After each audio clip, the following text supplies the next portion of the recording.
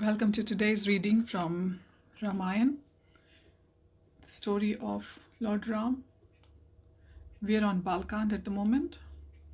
Om Namo Bhagavate Vasudevaya. Om Namo Bhagavate Vasudevaya. Om Namo Bhagavate Vasudevaya. Ukam Karoti Vachalam Pangum Langayate Kiram. Yat Kripatamaham Vande Shri Gurum Dinatarinam Paramananda Madhavam Shri Chaitanya Ishwaram Hari Om Tat Sat.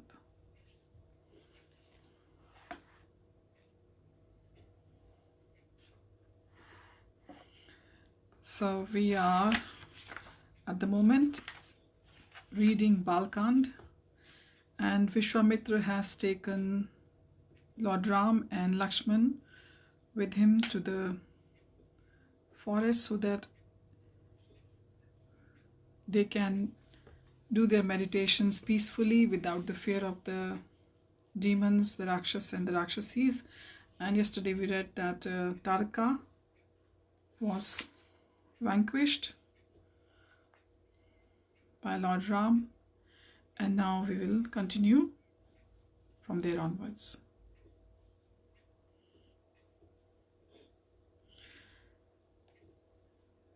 The demigods headed by Indra approached Vishwamitra in private and said, "O Rishi, because Ram has a very important mission to accomplish on our behalf, you should now impart to him all the knowledge of celestial weapons."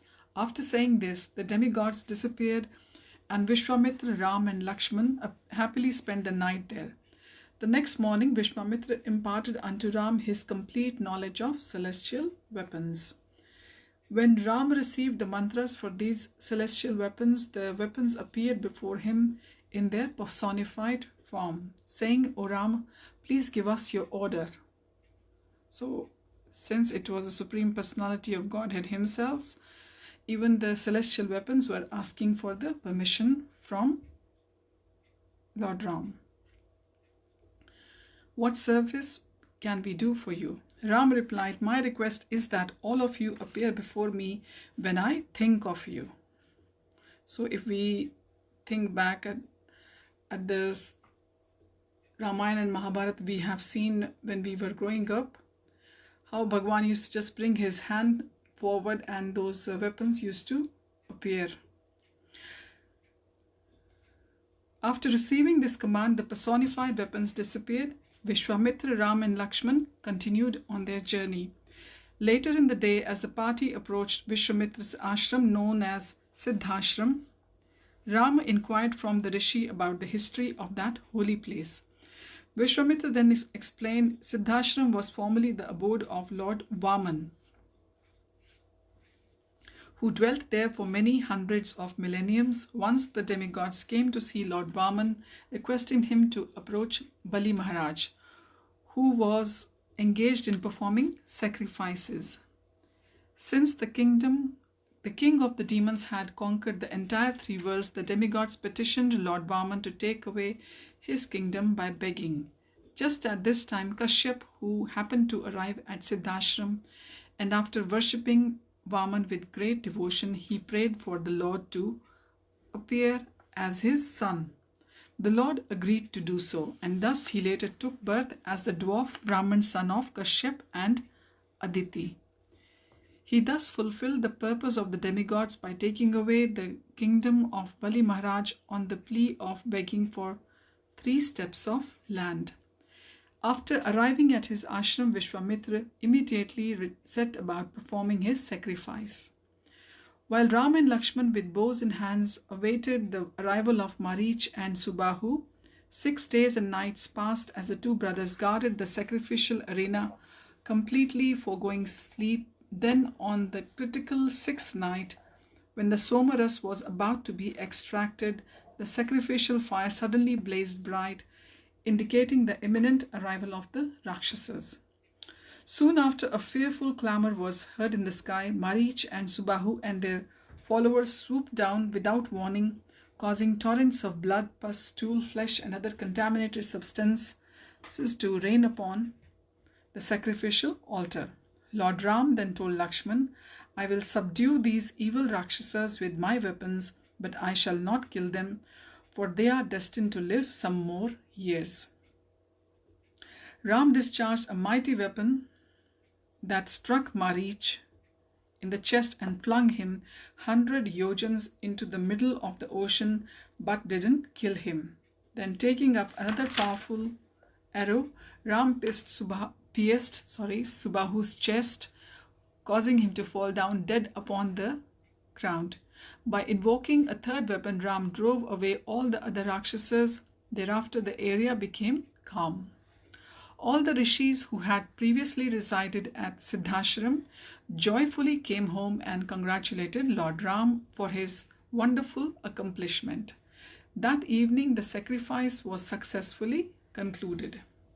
After passing the night, Ram came before the rishis and inquired, "O worshipable Brahmanas, now that this area has been freed from the disturbances caused by the Rakshasas, is there anything more that we can do to be of service?" At the behest of Vishwamitra, the rishis replied, "We are about to depart for the kingdom of Mithila to take part in a grand sacrifice arranged by King Janak. We request you two brothers to accompany us. There is a wonderful bow being kept in the sacrificial arena that was formerly presented to the demigods by Lord Shiva. Later, the demigods gave the bow to Devvrat, who was the king of Mithila long ago. This celestial bow is immeasurably strong, and even great demigods cannot bend it. What to speak of human beings? The bow has remained at Mithila for a long time and is worshipped on an altar with flowers, sandalwood paste, and other auspicious articles." Ram agreed to accompany the rishis, and thereafter a great caravan set out with 100 cars loaded with the paraphernalia required for Maharaj Janak's sacrifice. After travelling all day, the party reached the banks of the Sona river, where they stopped for the night. Then, while he was seated at leisure, Ram asked Vishwamitra if there was any history he could narrate concerning that place. Thus the rishi related to Ram the following story.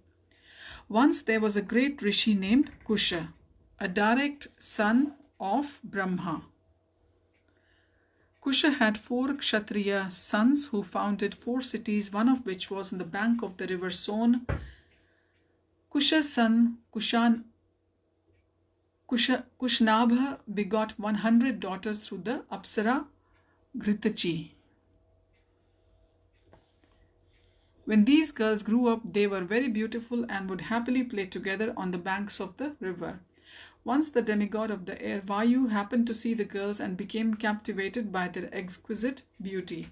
Approaching them, Vayu said, "My dear beautiful girls, if you all become my wives, I shall transform your fleeting human beauty into ever-fresh celestial youthfulness." The girl had no attraction for Vayu, however, and instead felt insulted. They replied, "We would never think of choosing our own husbands. We will only marry according to the choice of our father. Being the daughters of a great Rajrishi, we certainly have the power to curse you for your vulgar behavior. However, we shall not do so, for we do not wish to diminish the accumulated merit of our austerities." Vayu, who is easily angered, became highly offended. Taking revenge, he subtly entered the bodies of 100 girls and by his mystic powers distorted their bodily features. When the girls returned to the palace crying, their father was shocked to see that they all had been transformed into hunchbacks. In reply to Kushnabha's inquiries, the girls related all that had happened. Maharaj Kushnab congratulated his daughters for refraining from cursing Vayu and began considering how he could get them married. Previously, a great brahmachari named Chuli had been performing severe austerities. An unmarried Gandharv girl attended to him like a menial maidservant. Eventually, Chuli became pleased by her selfless sacrifice and offered her a benediction. The girl requested the rishi to give her exceptional son while allowing her to remain a virgin. Chuli agreed, and thus appeared a mind-born son of great ascetic prowess named Brahmadatta. Later, Brahmadatta ruled as a king, and it was he whom Kushanab decided would be a suitable match for his daughters. Thus, after being invited to Kushanabha's palace, Brahmadatta accepted the 100 girls upon touching their hands at the marriage ceremony. One after another, their bodily deformities vanquished, and each girl became beautiful again. Vishwamitra then concluded his narration by explaining Kushanabha had no son, however, so he performed a sacrifice for that purpose. As a result, Gadhi was later born to Kushanabha, and I am the son of King Gadhi.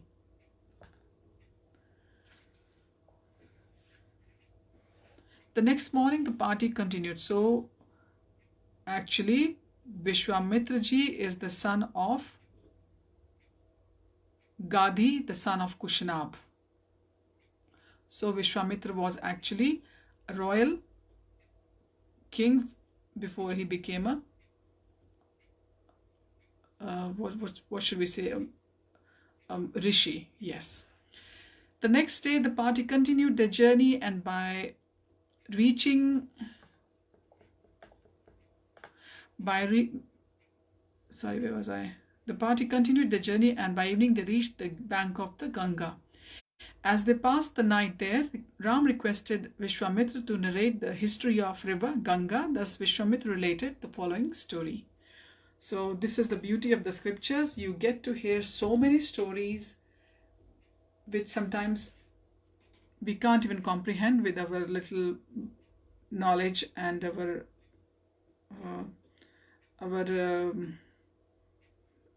material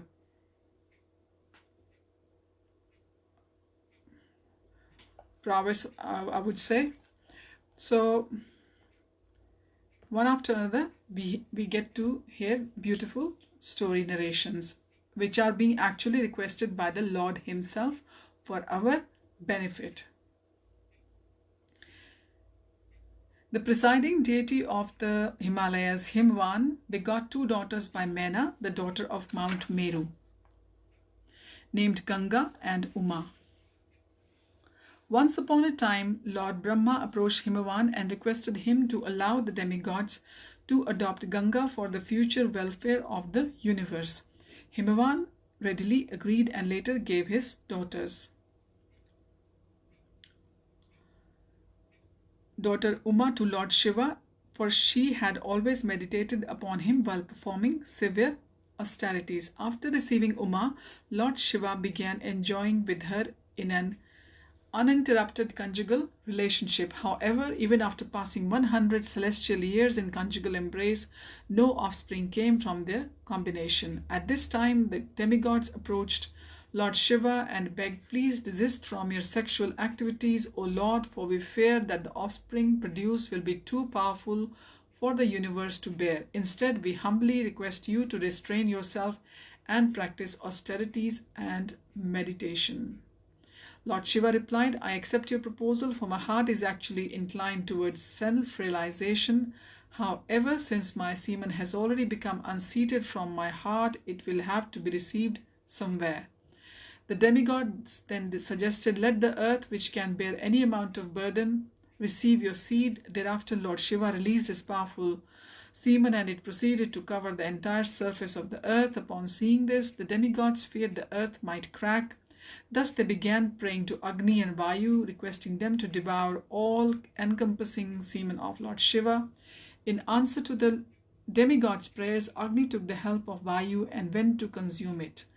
As soon as the fire god touched it, some of the Lord's semen turned into a white mountain, and a part of that further transformed into a thicket of effulgent white reeds. The rest of it remained unchanged and was conserved with Agni. The demigods were elated to see that the earth had been saved from impending calamity. With grateful hearts, they went to worship Lord Shiva and his wife. However, Uma was very angry with the demigods for interrupting her while she was absorbed in enjoyment. Seeing the demigods before her, she cursed them, saying, "May all your wives become barren. Likewise, let the earth not only remain childless, but also come to have an uneven surface and be ruled over by numerous kings." Thereafter, Lord Shiva and Parvati retired to the northern Himalayas to perform austerities. Sometime later, when the demigods were being harassed by the demons, they approached Lord Brahma, hoping to require acquire a formidable military commander. In reply to the demigod's plea, the Lord Brahma advised them, because of Parvati's curse, you are unable to produce a child to serve your purpose. Therefore, I suggest that Agni place the semen of Lord Shiva into the womb of Ganga. In this way, a heroic son will be begotten. Thereafter, the demigods approached Agni and related Lord Brahma's instructions. Hearing this, Agni approached the heavenly river Mandakini Ganga. He then requested her to accept the semen of Lord Shiva, which he had been holding for a long time. Ganga agreed to the proposal. Then, after assuming a most beautiful form, she allowed herself to be impregnated by Agni. However, soon after receiving the fiery semen of Lord Shiva, Ganga Devi felt an intense agonizing pain. With great agitation, she told Agni, I cannot continue to bear this in my womb. It is intolerable. Agni then instructed Ganga to cast off it at a certain place in Himalaya, and she hurriedly went there. In this way, Lord Shiva's semen, which had acquired a shiny golden luster, became, because of its contacting Ganga Devi, fell into the thicket of white reeds on the white mountains. In this way, a wonderful child was born. Other portions of it fell upon the earth, transformed into golden and silver mines. Indeed, because of the fierce energy of Lord Shiva's semen, mines of copper and iron were created in distant places. After the birth of the child, the demigods brought 6 goddesses called the Kritikas to nurse him. They assured the women that the baby would come to be known as their son. For this reason, the child became known as Kartikeya. The boy was also called Skanda, which means to flow, because he had fallen from the womb of Ganga. Because he saw 6 mothers before him, the baby assumed 6 faces to suck breast milk from all of them. Skanda was so strong that when he was only 1 day old, he killed many fierce demons and as a commander-in-chief of the demigods. Vishwamitra then related to Lord Ram the story of King Sagar, who long ago ruled the world from his capital, Ayodhya. So Sagar was the forefather of the Dasharath. Because Maharaj Sagar was unable to beget a son, he along with his 2 wives went to the Himalayas to perform austerities. After some time, the king was benedicted by the great Rishi Bhrigu with the boon that he would receive a son by 1 wife who would become the perpetuator of his dynasty, while his other wife would give birth to 60,000 more sons. Hearing this, the 2 queens questioned Bhrigu Muni who would receive the 1 son and who would receive the 60,000 son. Bhrigu replied that the decision would be left to them.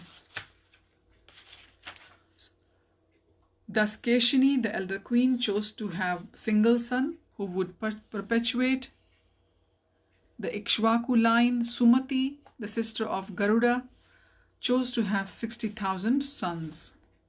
So we have heard so many wonderful facts and